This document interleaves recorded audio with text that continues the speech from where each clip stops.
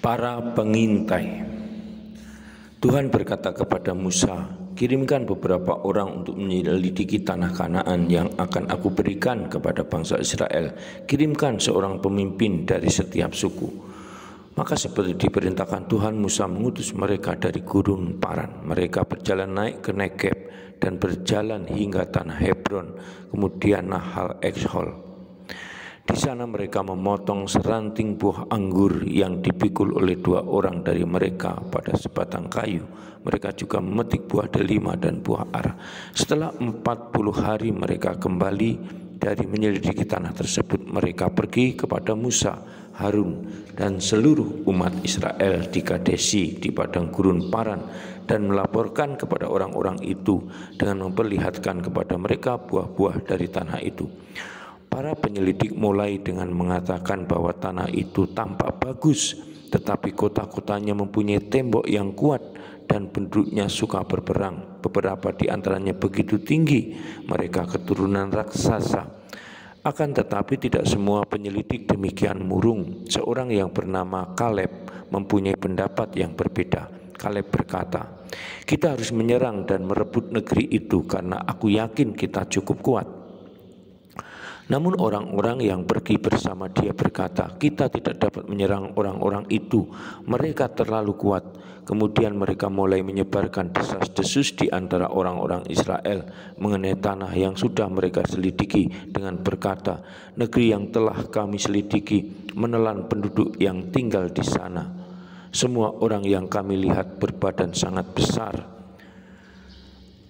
Akibatnya orang-orang yang berkumpul itu mulai berteriak karena putus asa. Sepanjang malam mereka menangis. Kemudian orang-orang Israel mulai memberontak melawan Musa dan Harun.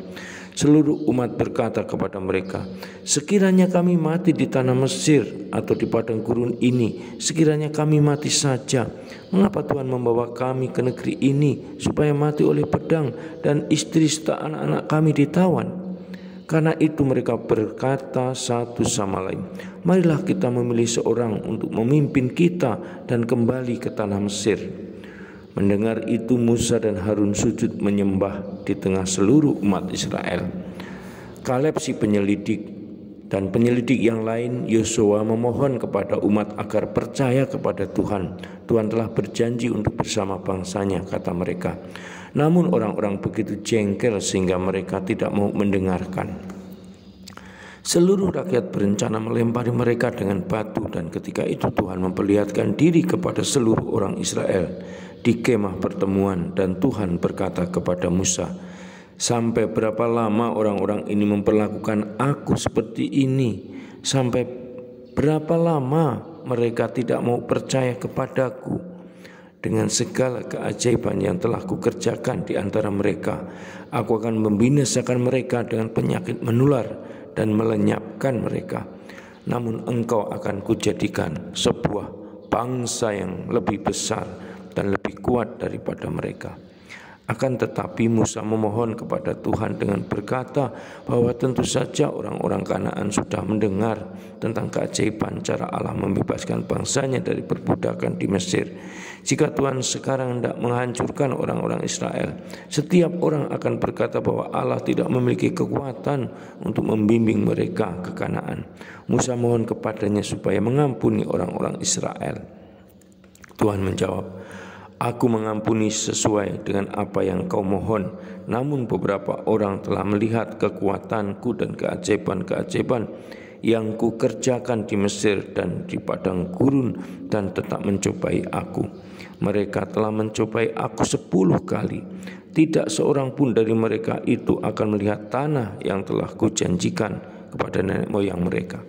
Mengenai hambaku Kaleb, karena ia memiliki jiwa yang lain dan menaati aku dengan segenap hati, aku akan membawa dia ke tanah yang telah ia selidiki dan keturunannya akan memilikinya. Katakan kepada seluruh Israel hal ini, demi aku yang hidup, aku akan melakukan sepenuhnya apa yang kau katakan di hadapanku.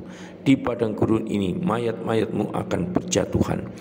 Semua kamu yang berumur 20 tahun ke atas, karena kamu telah memberontak melawan aku, kecuali Kaleb dan Yosua, kamu tidak akan masuk ke tanah yang aku janjikan untuk kamu diami. Anak-anakmu yang kamu katakan akan ditawan, mereka ini akan kubawa masuk, dan mereka akan mengenal tanah yang kamu tolak itu. Selama 40 tahun anak-anakmu akan menjadi gembala di padang gurun. Selama 40 tahun kamu harus menanggung dosamu. Ini sesuai dengan jumlah hari yang kamu gunakan untuk menyelidiki tanah itu, yaitu 40 hari, 1 tahun untuk 1 hari. Maka kamu akan mengerti apa artinya melawan aku. Musa mengatakan hal ini kepada semua orang Israel, dan mereka mulai berkabung. Pagi-pagi sekali mereka bangun dan hendak mendaki puncak gunung di Kanaan dan berkata, marilah kita pergi ke tempat yang dikatakan Tuhan, karena kita telah berdosa. Akan tetapi Musa berkata, mengapa kamu tidak taat kepada Tuhan? Kamu tidak akan berhasil karena Tuhan tidak bersama kamu. Kamu tidak boleh pergi, atau kamu akan dikalahkan dan dikejar-kejar oleh musuh-musuhmu. Kamu telah berhenti mengikuti Tuhan, maka Tuhan tidak akan beserta kamu. Namun orang-orang Israel masih nekat juga menuju puncak gunung Kanaan. Sementara itu tabut perjanjian dan Musa tidak meninggalkan perkemahan. Lalu orang-orang Kanaan yang tinggal di gunung-gunung itu turun dan berperang melawan orang Israel dan mengusir mereka kembali. Saudara dan sahabatku, demikian Hernan mengisahkan kembali kitab Bilangan bab 13 sampai dengan 14 mengenai para pengintai. Semoga menginspirasi hidup kita untuk tetap setia di dalam mencintai Allah dan sesama meskipun penuh pergulatan dan persoalan di dalam kehidupan. Salam Tuhan mencintai kita semua dengan hati yang berkobar.